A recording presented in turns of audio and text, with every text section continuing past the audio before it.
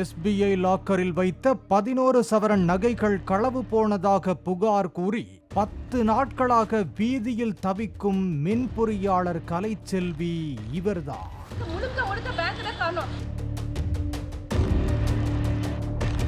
திருச்சி எடமலைப்பட்டி புதூரைச் சேர்ந்தவர் கலைச்செல்வி. மின் பொறியாளரான இவர் பெங்களூருவில் கணவருடன் வசித்து வருகின்றார்.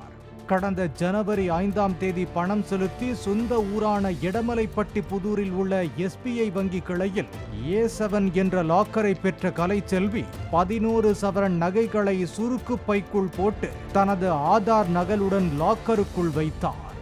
இதனை வீடியோவாகவும் எடுத்து வைத்துக் கொண்டார். லாக்கரில் வச்சுட்டேன். ஓகே, மூடிட்டேன். திருப்பி லாக்கரை திறக்க முடியாது. சரியா, பூட்டிட்டேன், திறக்க முடியாது. இந்த நிலையில் கடந்த மார்ச் 13ஆம் தேதி கலைச்செல்வியை வங்கிக்கு வருமாறு அவசரமாக அழைத்த வங்கி அதிகாரிகள் வங்கி லாக்கர் தவறுதலாக மாறியுள்ளது என்று சமாளித்துள்ளனர். இதனால் பதறிப்போன கலைச்செல்வி தனது லாக்கரை திறந்து காண்பிக்க கூறியுள்ளார். திறந்த போது உள்ளே இருந்த பையை பார்த்துவிட்டு அதிர்ச்சி அடைந்தவர், அது தனது நகைப்பை அல்ல, சாவி தன்னிடம் இருக்கும்போது இன்னொருவர் நகைப்பை உள்ளே வந்தது எப்படி என்றும் தனது நகைகள் எங்கே என்றும் கேட்டு வங்கி அதிகாரிகளிடம் வாக்குவாதம் செய்தார்.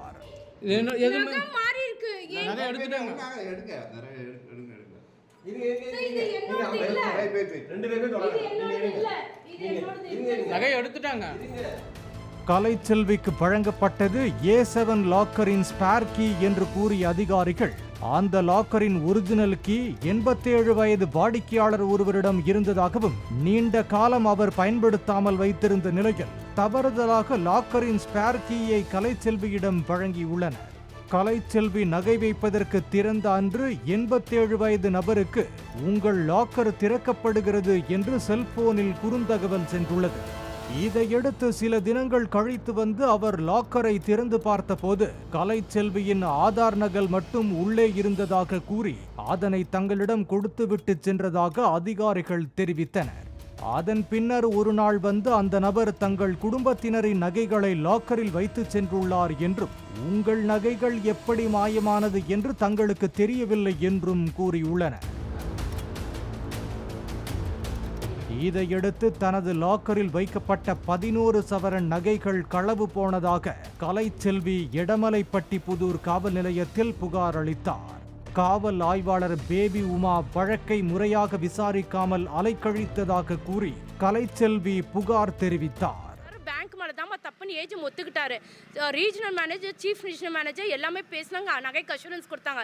இப்போ வந்து பார்த்தா லாக்கரில் நகை இல்லை, ஆரோக்கியராஜ் நகை தான் இருக்குது. இன்வெஸ்டிகேஷன் இப்போ வரைக்கும் யாரையும் பண்ணல, மேனேஜரையும் பண்ணல, இவரையும் பண்ணல. எஃப்ஐஆர் இப்போ வரைக்கும் பண்ணல. ஏன் எஃப்ஐஆர் போடலன்னு கேட்டால் அக்யூஸ்ட் யாரும் தெரியாமல் எப்படி எஃப்ஐஆருக்கு அர்த்தம் என்னங்க? எஃப்ஐஆர் போட்டது அக்யூஸ்ட் நானே தெரியும். எஃப்ஐஆர் கேட்டால் அக்யூஸ்ட் தெரிஞ்சதுக்கப்புறம் தான் எஃப்ஐஆர் போடுவது அந்த பேபி மாமா அந்த ரவியும் சொல்கிறாங்க. உள்ளே போனால் எங்களை நாயை விரட்டுற மாதிரி விரட்டுறாங்க. அப்போ எங்களுக்கு எப்போ நியாயம் கிடைக்கும்? எங்கள் நகை கிடைக்குமா கிடைக்காதா?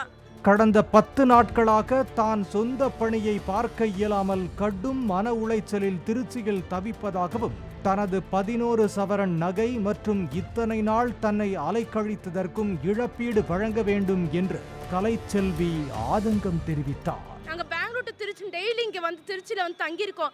எங்கள் டிரான்ஸ்போர்ட்டேஷன்லேருந்து எங்கள் சாப்பாடுலேருந்து வெளியே ஹோட்டலில் தங்கியிருக்கோம். எங்கள் நகையை வாங்கி கொடுங்க, எங்களுக்கு காம்பன்சேஷன் வேணும். எங்கள் மன உளைச்சலாக இருக்கு. நான் டிரான்ஸ்போர்ட்டேஷன்லேருந்து எல்லாமே நான் செலவு பண்ணியிருக்கேன். இன்னைக்கு தயவு செய்து எங்கள் நகையை வாங்கி கொடுங்க. நாங்கள் நடத்துகிற மக்களை, நாங்கள் ரொம்ப செல்வாக்குள்ளவங்க இல்லை. நான் ரொம்ப கஷ்டப்பட்டு என் குழந்தைக்காக சேர்த்த நகை, தயவு செய்து வாங்கி கொடுங்க. போலீஸே உதவி சொன்னா நாங்கள் யார்கிட்ட போய் நிற்கிறது? இது குறித்து விளக்கமளித்த காவல் ஆய்வாளர் பேபி உமா, வங்கி அதிகாரிகளின் கவனக்குறைவால் இந்த சம்பவம் நிகழ்ந்திருப்பதால் அவர்கள் கலைச்செல்விக்கு உரிய இழப்பீடு வழங்க தயாராக இருப்பதால் வழக்கு பதிவு செய்யாமல் பேச்சுவார்த்தை நடத்தி வருவதாக தெரிவித்தார்.